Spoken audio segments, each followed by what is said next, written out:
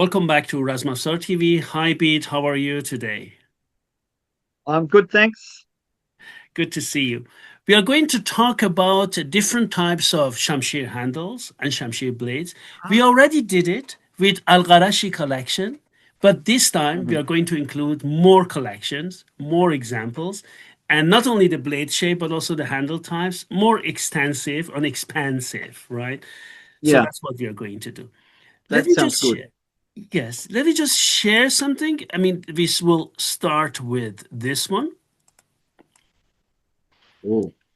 Yes, these are from, I mean, let me just say this is from Al Gharashi collection, this Shamshir. This is from Hmm. Dr. von Walkowski, a major German collection. This is from a Hmm. Polish collection. This gentleman doesn't want to be named. From Hmm. a major Polish collection. This one is from Dr. Von Hofmeister collection. Excuse me, this one is from Dr. Walkowski's collection, and this one is from Dr. Von Hofmeister collection. So from different collections, you can see them here. Major Hmm. collections, of course. Beautiful ones, aren't they, Beat? They are. And you've got a good range of different shaped Yes. shamshirs Yes. and different shaped handles. The thing that interests me, uh, bottom left-hand one, Bottom left, yes. Mhm. uh, I know people looking at the photograph would think it's round, Yeah. but it's not, is it? It's kind of rounded edged square cross section Yes, exactly.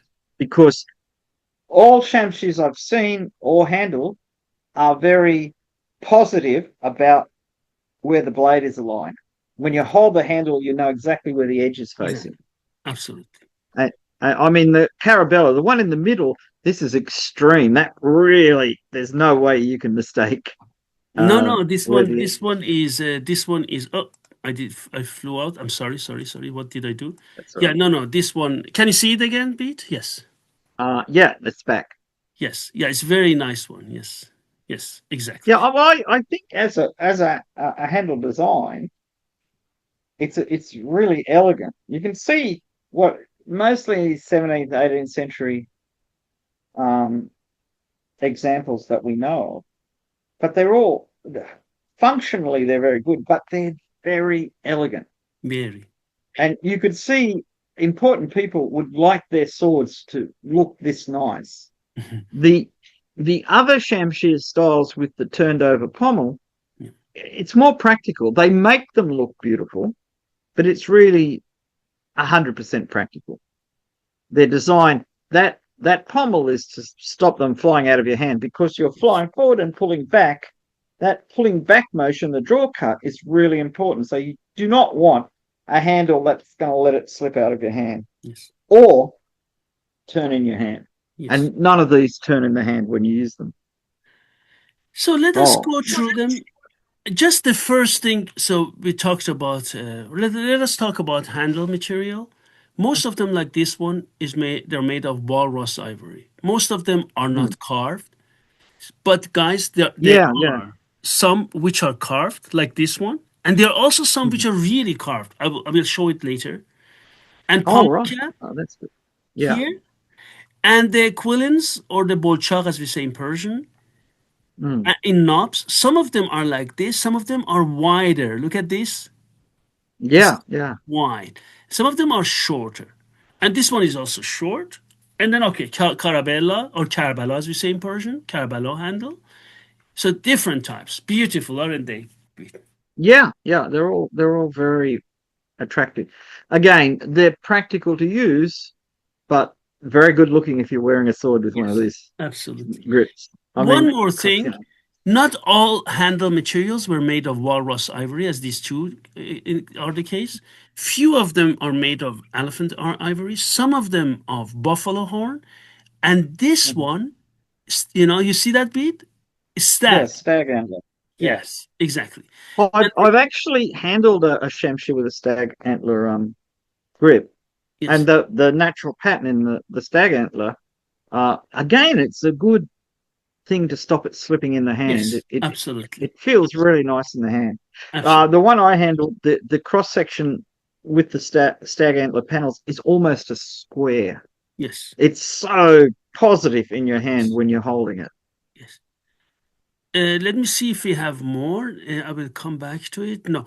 Oh wow, Okay. there's lots of This the styles. next one. Yeah. Yes. Please take a look at this one. Do you see that? Yeah. Amazing. Amazing. So that's dyed ivory? Yes, it is. It is dyed. Actually, it's dyed. Yes, and this is one Yeah. of those few examples where the pommel cap, where the whole handle also covers the pommel cap area. Do you see Yeah. that? So there's no problem with that. Yes. Yeah.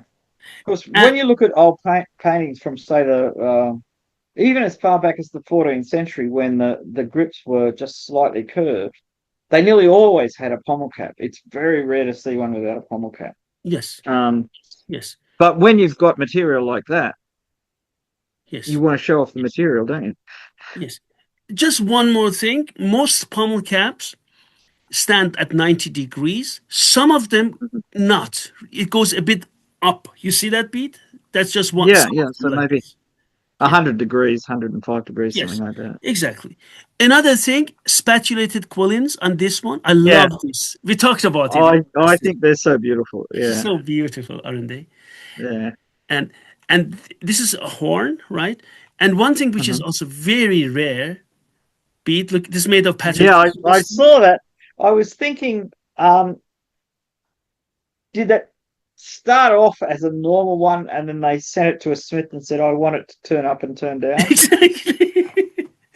Because I mean, a smith could do that. Yes. And or was it actually originally one where they both turned down and they turned one up? Yes, Or did they exactly. just look at a sword that was like that and said, I want my pommels like that, but I want it made in the traditional way? Indeed, from all shamshirs, thousands I handled and wrote books and articles about. Two examples I which I handled. Surely there are more.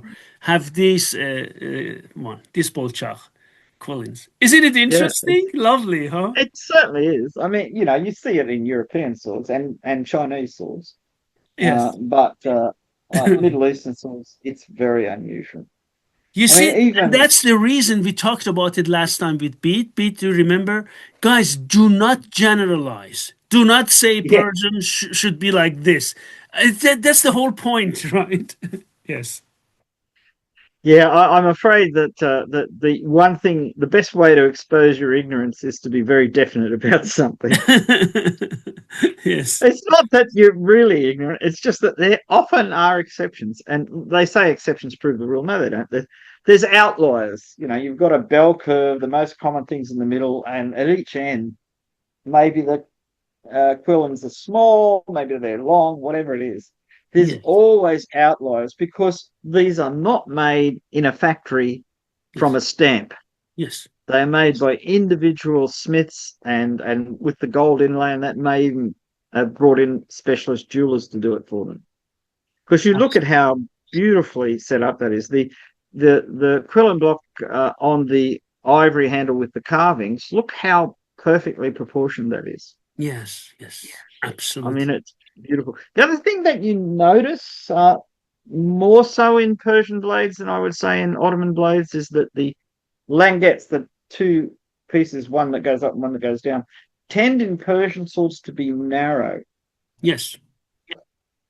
And it may have to do with the fact that Persian swords often have a slightly wider scabbard rather than a split back scabbard, which they do have occasionally, but quite often they just make the scabbard wider so they can get the Yes. bigger curve out without. Because having a split back, it's elegant in its own way, but it's not as practical because there is an opening that moisture can get into the sword. Yes. And the last thing you want is your sword getting soggy Yes. because rust happens. And this one, Oh, wow. dragon hat, we call him Ejdeha, Yeah. Sad Ejdeha, dragon hat. We see it in straight swords, but we can see it also in curved ones, right? These Yeah, are there's also there's a couple of sword types that it's more common in. Many of them end up being straight, but there's actually I'm thinking there's a couple of Timurid swords that survive multi-fullered straight blades with yes, those downturned quillions, and yes, and it's so efficient. There's also an Ottoman sword with a jade handle and a separate block of jade, which is the Quillen block with downturned Yes. uh, Quillens, and they nearly always have dragon heads on them. Yes. And this one's interestingly in the my book Arms and Armor from Iran, from one of the generals of Karim Khan's Zand. You see that his name Hmm. is written on that. Okay, it's not that one, Yeah, but this is from another Iranian museum, also from Zand period. You see that also in this one. Look at the dragon. It has an eye as well, it right? has an eye, but it's curiously like a flower as well, isn't it? Exactly, exactly. Yeah, we're not quite sure. Do we want a dragon? Do we want a tulip? Right. And Beat, take a look at this one. This is also a rarity. Look like a Sasanian sword. Do Yeah. you see that? Well, yeah. Well, one of my friends had a sword like this Yes. with that grip, and he let me wave it around. It's a really comfortable grip. Yes, it is. You would think it's restrictive that your fingers can't. No, it just locks into your hand, Yes. and you feel so much in control. Yes. Um, and like shamshis are good swords to hold. They're well balanced. They feel good in the hand. But I was surprised by how nice that grip is. There are a couple of, I think, from the Golden Horde swords that have been excavated, so they weren't in really good condition.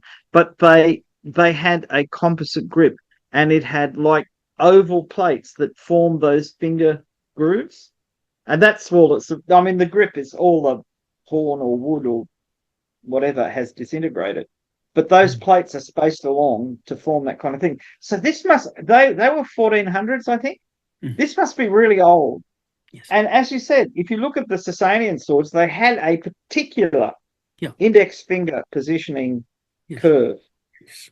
Um, Yes. so this must have been a thing that people like. Having said, I've held I think it was a 17th century sword um, with a grip like that, walrus ivory, gold inlay, etc. All the not the walrus ivory, but Mm. the crossguard, and it was exceptionally nice to Yes. hold. Um, Pete, so before we I go ahead, imagine you're back in the Safavid period, Iran. And mhm. okay, back then they didn't have pictures, but maybe drawings or samples. And you want to order a shamshir handle. Give me the combination. Which is your favorite? Oh, that's really hard. Hard, isn't it? I'm more drawn to the finger grip one because I've actually held one of those. I've held the others. I haven't held one with the pointy pommel. Um, I I would tend to go for that one because Yeah. it was a different experience from other sword handles, and I think it was really quite good. The thing is, judging by books of drawings that have survived from like Safavid times and earlier, Timurid times, that artists actually did draw designs for things like this. Yes. That they didn't. This wasn't just you would go to such and such an artist and say, "I want a sword of this type. Draw me a hilt to give to the sword maker." Because it was the same in Europe. You would get artists to design those rapiers and everything with all the elaborate guards. That wasn't just designed. Well, the really ornate ones weren't just designed by a sword maker. Yes. They were real artists, Yes. sat down and designed them on paper, and then they worked out how to make them. And Yes. I have a feeling that some of these Mm. are the result of maybe three people working on it. You might have your ivory carver, your metal worker, Yeah. and your overall designer to work it out because, Yeah. you know, people paid a lot of money for swords. Yeah. I mean, you had an ordinary sword that would be a good fighting sword, and maybe it was affordable for uh, a soldier who's been paid a reasonable amount.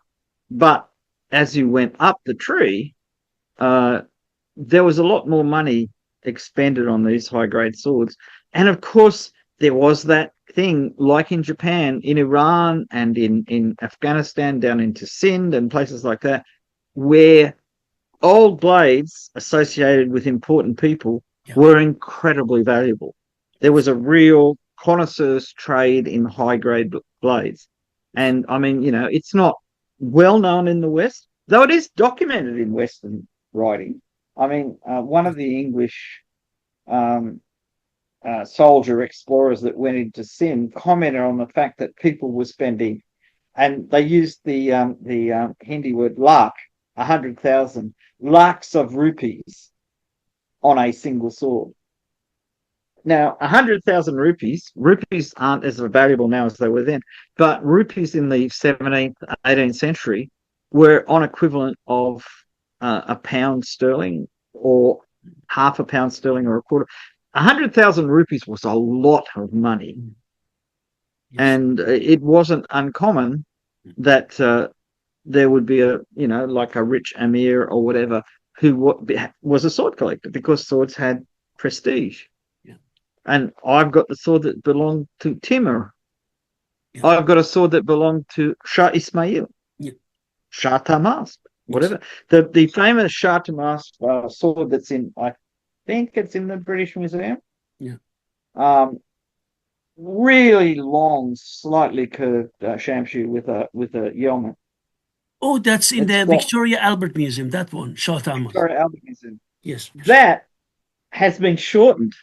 Yes. So within its working lifetime, which may have been 200 or 300 years, somebody said, "Oh, it's a bit too long for me. Could you take a couple of inches off?" Because they can tell where it's been Yes. shortened, where the blade has been Shortened. shortened. And you've got to say to yourself, these things kept on being used. They didn't. I mean, you didn't. Well, in Islamic times, you didn't put it in a tomb. You might have a memorial to somebody that we might in the West call a tomb, but they're not actually buried there. And Yeah. you may have like the Turkish Sultan's clothes and whatever, Yes. and weapons and things like Yes. that. But it wasn't. It wasn't like in the old days when you buried it all in a tomb and nobody ever saw it again. Uh, so what happened was swords were handed down over generations or were captured in battle or Yes. whatever, and were very highly valued. Yes. So Absolutely. we've got it's like the difference between a Ford Focus and a Lamborghini. I mean, one's really practical and it'll do the job perfectly well. But if you wanted to show off, you'd get a Lamborghini. Yes. Absolutely. Oh, And that's lovely. Shamshi blades, some of them have this cord which you could, attach to your wrist, right? Yeah, it's interesting. Like I've got a sword that's got the remains of that cord on it, Mm. a Turkish sword, and you see quite a lot of swords bound in that area where that is attached, Yes. which suggests to me that maybe they had them once and they wore Yes. off and they just Yes. redecorated it Yes. because that area is where that part of your hand is, like Yes. here, and that Exactly. also gives you a better grip. It's Yes. not just because you've got a wrist loop. Yes. In the old days, because there's a sword from Nishapur that from the 8th or 9th century, I think, Yes. the American exposition there, um, which is a very slightly curved saber, and it has through the grip, it's got a like a rivet with a loop on the end, and there's a ring in the loop, and that Yes. was for this kind of thing, but it's much further up the handle. Yes. And there are earlier swords like Turkish. I've got a Turkish. I'm going to call it a shamshir because I was looking at a Turkish article the other day in Turkish, and they called the shamshir bladed kilich. They Yes. just called it a shamshir, or Yes. the Turkish way of spelling it. Yes. And they called the other one a pala. So uh, it wasn't, like a shamshir college. It was shamshir because this is what we associate it with. And they often have a hole through the turned over pommel that a cord would go through. And I actually got to handle one that had its original cords and everything in it. And the cord had a little slider on it. So you put your hand through the cord, rip the pommel, and slide it up so it would be firmly attached to your wrist. Yes. That was from the 1690s, I think, 1680s, 1690s, something like that. It's Yes. very early. Um, so this is a very common thing, Yes. but the position is different depending on Yes. the time because they started to not want things hanging off the pommel. Yes. If you look at a European, say, 19th century saber, in the guard over the hand, there's a slot at that end to Yes. put the equivalent, a sword knot, as it's called in English. Yes. Though by the stage of the 19th century, I think it was largely decorative.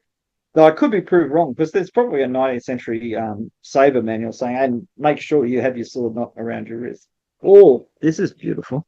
Yes, so this is from our Garashi collection. I just wanted to have one picture so that our members here, subscribers can see that. Oh, yeah, that is beautiful. Safavid period Asadullah blade, one of the best Mm, blades I've ever handled. Really nice. yeah, that is a Really. beautiful blade. Yeah. Very heavy blade, very well balanced. Everything's Yeah, well, that's the thing. See, a lot of people see shamshirs and they see them in 1950s movies, and they're very light and everybody's flicking around. Weirdly enough, a lot of the ones in the 1950 movies were real, um, but they're not light. I mean, they're not heavy, but they're solid. yes. You don't, if you get hit by one of these, you rarely get up afterwards. No, you don't. No, I definitely. like, I, I like the belt too, Oh, um, yes. The belt, yes. Sorry. because that belt, weirdly enough, has similarities with European military belts, which I think were copied from them in the 18th or 19th century, Yes. where you've got a clasp, but to adjust the belt to the size of the individual person, Yes. one side of the clasp, the strap runs through and goes to a buckle so you can adjust Yes. it up and down so it fits you better. And that one's got a particularly, um, it's not, it doesn't look contemporary to me.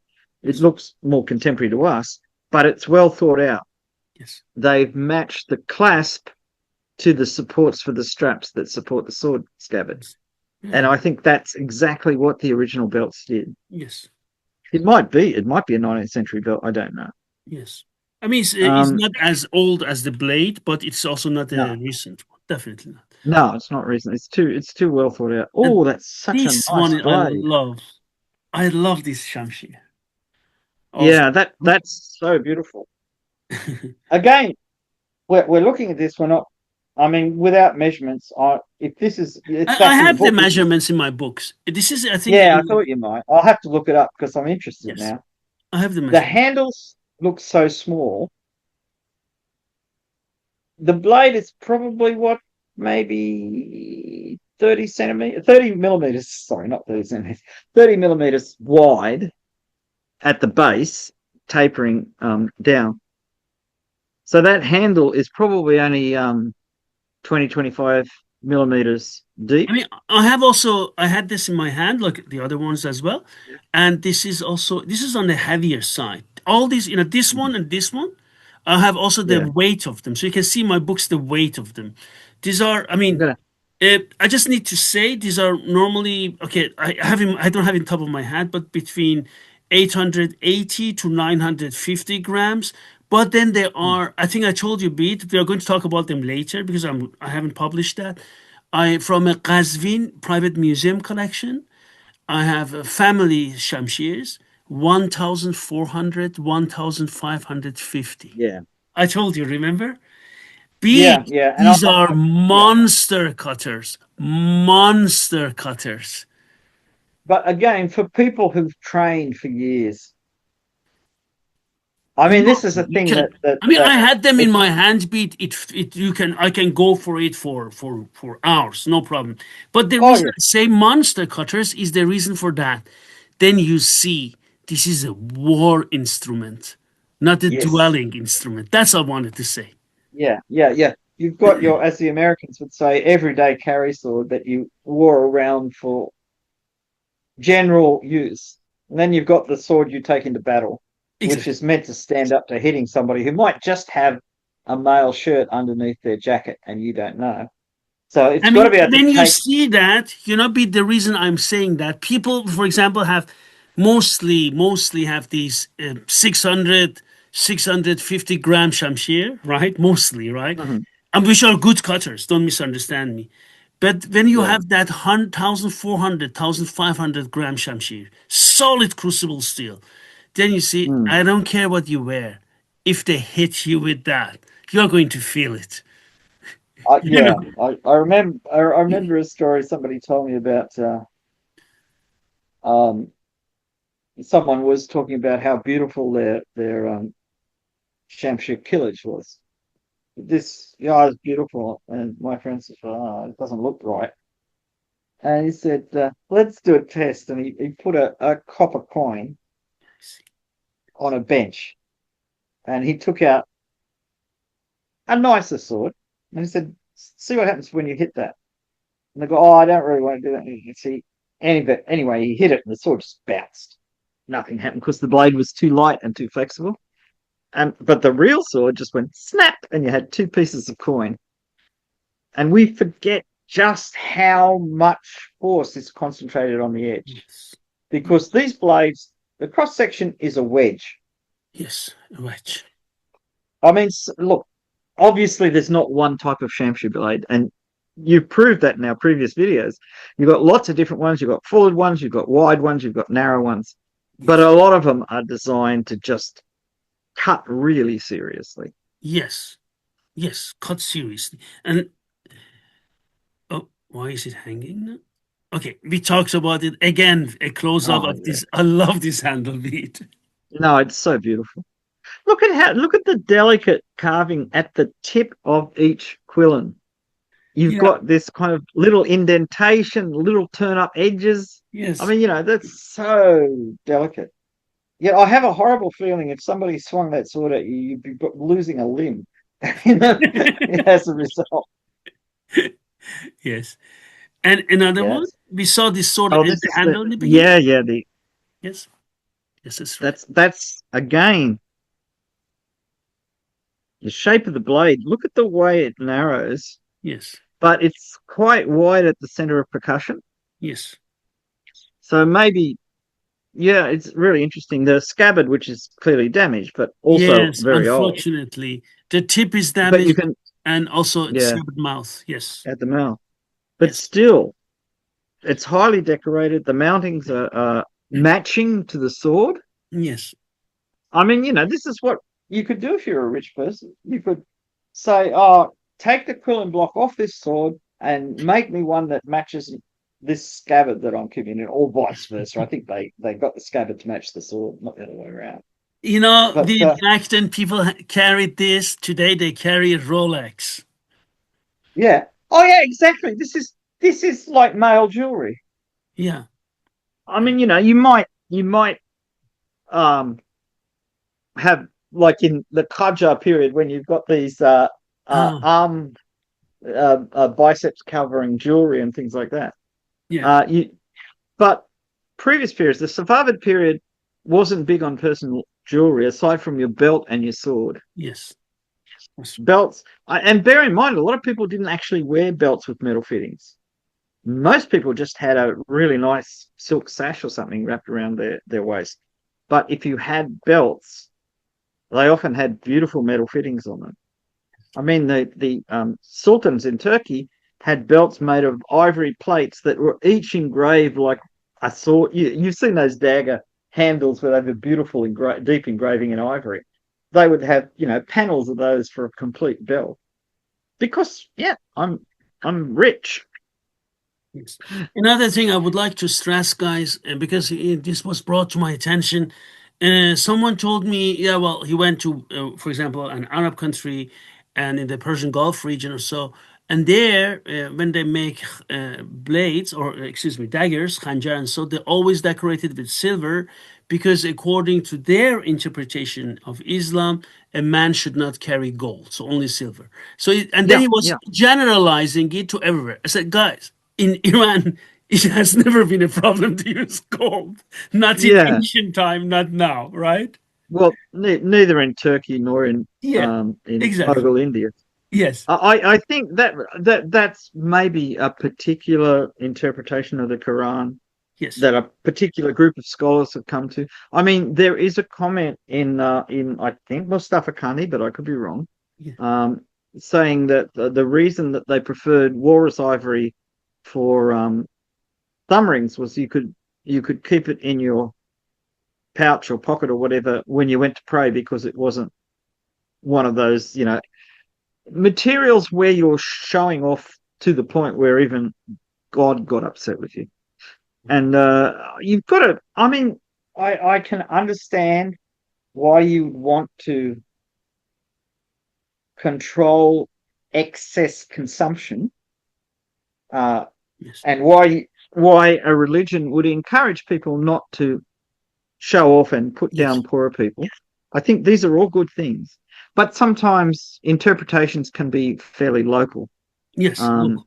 Exactly. so That was, yeah, for example, that also, we talked about it in one of our videos. Also, like depictions of human, even making statue in miniatures in Persia, in Ottoman Turkey, India was never a problem. Showing people with faces, right? So yeah, in some other interpretations, they don't. The reason I'm saying yeah. that, guys, there is no one such a thing as Islamic culture. You need to differentiate. That's why I Oh was yeah, saying, it's incredibly rich. I mean, Yeah, you exactly. can't, you wouldn't want to lose any part of it Yes. because they're all specific in the way Yes. that the things they concentrated on, the Yes. native traditions they brought, Yes. the way they interpreted the Quran Yes. or the Hadith. Yes. Um, Exactly. That's right. it's everything makes each culture. I mean, they're all united in religion, I suppose, Yes. but each part is its own interpretation, Yes. which Exactly. I think sometimes they're so insightful that you've got to be really impressed. Well, that is so pretty. Very pretty. You see that? So Yeah, nice. that's the proportions are so perfect. I I I don't mind the short quillins, but the long ones are particularly nice, aren't they? Very. I love it as well when they're long. Yeah. Me Yeah. too. I really like I that. mean, yeah, in Hungary in the 16th, 17th century, they went for really long ones. Yeah. Uh, and it's like, it's not, oh, that looks nice. Let's make it bigger. It'll be even better. Uh, and I don't blame them. I mean, they do look nice. I think an interesting thing that Middle Eastern taste interpreted in Eastern and Central Europe Yes. um, showed its own developments. It's like they had an understanding of it and developed it in their own way, whereas they just didn't copy things. Mm. And that's you see this in early Hungarian sabers. The pommel is this slightly slanted thing. Yes. It's completely different from anybody else's Yes. because they had their own interpretation of how to Yes. make the right type of sword. Yes. In Iran, um, this type of right angle pommel became so popular that almost, Yes.